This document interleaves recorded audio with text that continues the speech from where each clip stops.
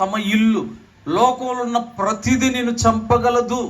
ఇలాంటి ప్రమాదకరమైన వాటి మధ్యలో నువ్వు సజీవంగా, క్షేమంగా, భద్రంగా ఎదుగుతున్నావంటే నిన్ను తల్లి గర్భంలో ప్రవేశపెట్టిన దేవుడు నీ గురించి బాధ్యత తీసుకుంటున్నాడు. ఇది ఆలోచించాలని రాత్రి నీ దృష్టి తీసుకొస్తున్నావు. దేవుడిని ఎరగకుండా దేవుడిచ్చినవన్నీ అనుభవిస్తూ సీజన్కి ఎన్ని రకాల ఫ్రూట్స్, ఒక్క అరటికాయలోనే 606 రకాలు ఉన్నాయంట. కొందరు కౌంట్ చేసింది దాని ప్రకారం, కొందరు ఎనాలిసిస్ కౌంట్ చేసింది. అరటికాయలు 600, ఇంకా మామిడికాయలు ఎన్నుండే. ఏ సీజన్కి ఏ ఫ్రూట్ పోకుండా తింటాం. మొన్న ఒక ఆయన చెప్తున్నాడు, దేవుడు ఎంత ప్రేమ గలవాడండి, తల్లన్న అన్నం కూరని మూత పెట్టడం మర్చిపోద్దాం కానీ ప్రతి ఫ్రూట్ మీద మూత పెట్టినట్టు తోలు పెట్టాడు. చూసారా? కమలాకాయ ఒలుచుకొని తింటావు, అట్టికాయ ఒలుచుకొని తింటావు, యాపిల్కాయ చెక్కు తింటావు, అన్ని తోలు తీసి శుభ్రంగా మింగుతున్నావు. కానీ ఇచ్చిన దేవుడి గురించి ఆలోచించవా? నీ తల్లన్న ఉండి మూత పెట్టడం మర్చిపోతాము కానీ నీ దేవుడు ప్రతి ఫ్రూట్ మీద మూత పెట్టి తోలు కప్పి భద్రం చేసి, నా కొడుకు తినాలి, నా కూతురు తినాలి, దోమలు వాలకూడదు, నీకు అనారోగ్యం రాకూడదని ఇంత భద్రంగా సీజనల్గా రకరకాల ఫ్రూట్స్ వాటిల్లోని ఆరోగ్యం పెట్టి ఇంత జాగ్రత్తనిచ్చి కాపాడుతున్న ఈ దేవుడిని ఎరగకుండా ఇన్ని పద్ధతులు తీసుకున్న దేవుడిని బాల్య దినాల్లోనే ఎరగాలి.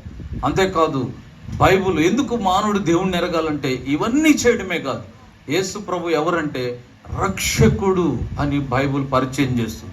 మత్తయి సువార్త 1:21 ఏమంటుంది చూడండి. మత్తయి సువార్త 1:21 ఆమె కుమారుని కనును తన ప్రజల వారి పాపం నుండి ఆయనే రక్షించును గనక ఆయన యేసు అని పేరు పెట్టము. యేసు అంటే రక్షకుడు, ఈజ్ దై సేవియర్. క్రీస్తు అంటే అభిషేకుడు, నీ పాపం నుండి నిన్ను విడిపించేవాడు.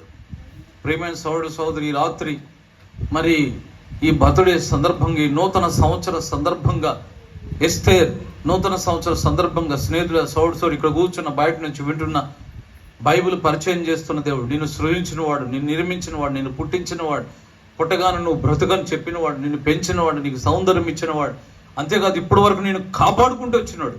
ఈయనెవరు అంటే నీ రక్షకుడు. రక్షకుడు అంటే పాపములు క్షమించి భయంకరమైన నరకం అనే ప్రమాదం నుండి తప్పించి పరలోకంలో చేర్చుకునే రక్షకుడు. ఈ ప్రేమగల దేవుడు పిలుస్తున్నాడు. మత్తయి సువార్త 11:28 ప్రయాసపడి భారమును మోసుకొని చున్న సమస్త జనులు. అసలు ఎంత ప్రేమ గలవాడండి. కొంతమంది దేవుళ్ళని కొంతమందికే ఉంటారంట. అదేంటో మరి ఆ ప్రాంతానికే, కొన్ని కులాలకు, కొన్ని గోత్రాలకు, కొంతమంది అయితే ఇంటికి కూడా మా కులం, మా ఇంటి అంటారు. నా ఉద్దేశం ఏంటంటే గ్రహింపు కొరకు మాత్రమే చెప్తున్నాను. దేవుడు ప్రపంచానికి చెంది ఉంటాడు. సూర్యుడు ఒక్కడే, చంద్రుడు ఒక్కడే, తలకాయ ఒక్కటే ఉంటుంది. ఎవరినైనా చూడండి, మీ నాన్న పేరు ఏంటి చెప్పు అంటాం, అంతేనా? మీ నాన్నల పేరు చెప్పు రాసుకుంటా అంటే చెప్పు చిపురు తీసుకుంటాడు, ఎటకనుకుంటా అంటాడు. మీ అమ్మ పేరు చెప్పు అనాలి, అంతేగా? మీ అమ్మల పేరు చెప్పు రాసుకుంటా అంటే కర్ర తీసుకొని ఎటపడతాడు, 4 వాయిస్తాడు, ఎటకాదు.